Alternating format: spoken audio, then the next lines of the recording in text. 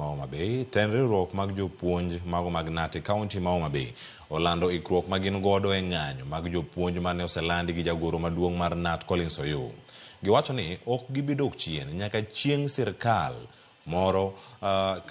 moro sirkal ne winj ywak mag jopuonje e thurka.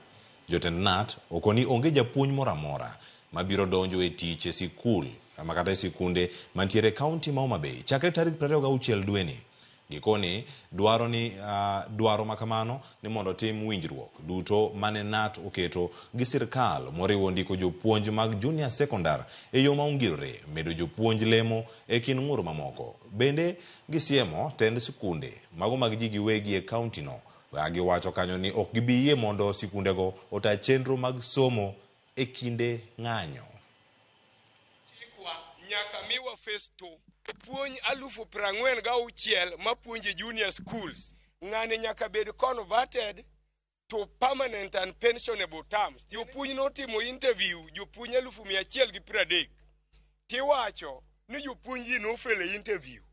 Japuonj ma jahiga 58 mosepuonjo for higni 35 inyalo wacho ni nyalo fele interview. Pesa ming'ado wa mabie bank, mabie sako, mabie schemes mag jopuonj ing'ado tok chiu. Wakwayo jatend piny President William Samoei Ruto ni owe go education sector piny chakre tarik 26.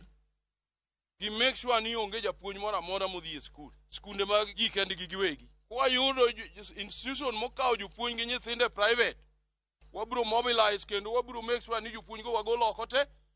Nyithindo go be wadhi riembe skul. Nitiere pesni mitere skunde makonyo bajede matimore skunde.